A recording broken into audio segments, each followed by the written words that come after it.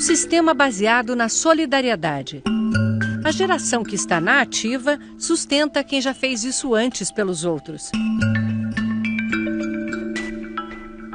Se a base é pequena, o colapso é inevitável. Brasil, quem paga é você. O que eu posso dizer é que, de fato, nós estamos em uma situação muito difícil. A sociedade brasileira mudou muito em 50 anos. A média de filhos por mulher caiu de 6 para 1,7. E a expectativa de vida saltou dos 55 para mais de 75 anos. A pirâmide demográfica mostrava: éramos um país de jovens, uma imensa base. E lá em cima, a ponta fininha mostrava que poucos brasileiros passavam dos 60 anos. Mas com o avanço das décadas, essa forma vai mudando. Cada vez nascem menos brasileiros e o número de idosos aumenta. Hoje, temos 22 milhões de pessoas com mais de 60 anos. Em 2030, esse número terá dobrado. E em 2060, os idosos serão 1 em cada 3 brasileiros. E como na pirâmide humana, a Previdência também só fica em pé se a base for muito maior do que o topo. Mas se essa base encolhe, quem está em cima se segura em outro apoio. No caso, o Tesouro Nacional. E isso já está acontecendo agora quando a proporção de velhos e jovens ainda é boa. O déficit da Previdência, segundo o governo, foi de 85 bilhões de reais no ano passado. E este ano deve ser de 130 bilhões. E quem é que vai pagar a conta? A sociedade inteira paga, inclusive quem está recebendo. Você pode, de fato, se aposentar mais cedo, receber um pouco mais, só que a sua família vai sofrer com isso, o seu filho não vai ter uma escola adequada, a sua esposa pode ser assaltada por limitações relacionadas a gastos de segurança. Isto é um crime contra os nossos filhos. Isto é um crime contra o futuro. Isto é condenar o país a um desastre. O Brasil é um dos apenas 4 países do mundo que não estabelecem idade mínima para aposentadoria. Um marciano que chega de fora da Terra aqui, vê a situação, ele chega à conclusão: trata-se de um país rico, porque permite que as pessoas se aposentem aos 46, 47, 48 anos. Na hora da aposentadoria, nós não somos todos iguais perante a lei, como manda a Constituição. Isso depende de onde você vive, qual é o seu trabalho, se o seu patrão é o governo, se você é civil ou militar, homem ou mulher. Para entender as propostas de reforma, é preciso ver todas as formas de aposentadoria. Em média, o brasileiro se aposenta por tempo de contribuição com 54 anos. É a idade de Luiz Maciel, que acumula o trabalho de bancário com o de professor universitário à noite. E planeja se aposentar já no ano que vem. Aproveitar um pouco da minha vida, cuidar dos meus filhos, cuidar das minhas terrinhas, né? Pode se aposentar o homem que tem 35 anos de contribuição, a mulher com 30. O valor é integral se a soma da idade com a contribuição der 95 anos para os homens, 85 para as mulheres. Se não, entra o fator previdenciário, que vai diminuindo o valor a receber quanto mais jovem for o aposentado. Estabelecer uma idade mínima para aposentadoria é o principal ponto da reforma, segundo o ministro Eliseu Padilha, que é o único do governo que fala sobre reforma da Previdência. Com que idade mínima o governo trabalha? A regra no mundo hoje, o geral, é 65 anos. Países que têm expectativa de vida maior já estão trabalhando dos 65 no rumo dos 70. Para quem já está no mercado, o governo pensa em regras de transição. Então, digamos que alguém que falta 2 anos trabalha mais 6 meses ou mais Pronto, um ano. Nós vamos fazer uma regra de transição que ela é inversamente proporcional. Quem mais trabalhou, menos vai suportar desta variação para chegar aos 65. Quem contribui há menos tempo trabalharia alguns anos a mais. E o Luiz, pelo menos alguns meses. Eu não gostaria que nem transição tivesse. E hoje eu não tenho mais expectativa de direito, eu tenho direito adquirido. Quem chega aos 65 anos vive mais do que o brasileiro médio. 17 anos se for homem, 20 se for mulher. É a pessoa que já sobreviveu a todas as probabilidades de morte até então e que ainda está viva. Além de viver mais, as mulheres se aposentam 5 anos antes que os homens. Nós vamos caminhar também no rumo da igualdade, até porque a mulher vive mais que o homem no Brasil. As centrais sindicais não aceitam mudanças. Dizem que o déficit da Previdência é provocado por sonegação de 26,7 bilhões de reais ao ano e renúncia fiscal, que deixa de cobrar outros 55 bi.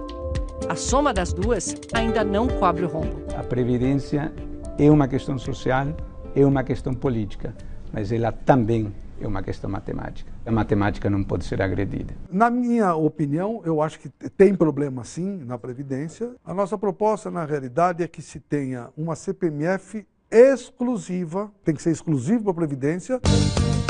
Os sindicalistas também dizem que as mudanças prejudicam os mais pobres. No Brasil, a maioria dos trabalhadores, filhos dos trabalhadores, começa a trabalhar com 14, 15 anos de idade. E a maioria dos, por exemplo, que são filhos da sociedade mais abastada, começa a trabalhar depois da universidade. É justo igualar a idade mínima de aposentadoria para os dois casos? Para os especialistas, esse tratamento já é desigual. Tipicamente, estas pessoas, é verdade, sem dúvida nenhuma, que começam a trabalhar cedo, mas muitas destas pessoas não têm condição de comprovar carteira de trabalho por um período de 30 anos. E assim não se aposentam por tempo de contribuição, mas por idade, com apenas um salário mínimo por mês. Olha, eu comecei quando eu tinha 9 anos na casa de família. Que idade a senhora tinha quando assinou a carteira a primeira vez? Tinha 28 anos. 28 anos. Mas só que eu não fui direto, pagando direto. Aí trabalhei, aí pagava, parava, pagava e parava. Aos 61 anos, com 52 de trabalho, ela não consegue comprovar 15 de contribuição. E por causa da crise, perdeu o emprego na firma de limpeza, onde finalmente tinha os direitos pagos. Eu vou aproveitar meu auxílio-desemprego para pagar essas parcelas aqui. E se o governo igualar a idade para homens e mulheres? Se eles for jogar mais para frente, eu vou ter que procurar um emprego para poder continuar pagando o meu NPS. A aposentadoria rural tirou da miséria 23 milhões de brasileiros. Criada na Constituição de 88, mudou a vida no interior do Brasil.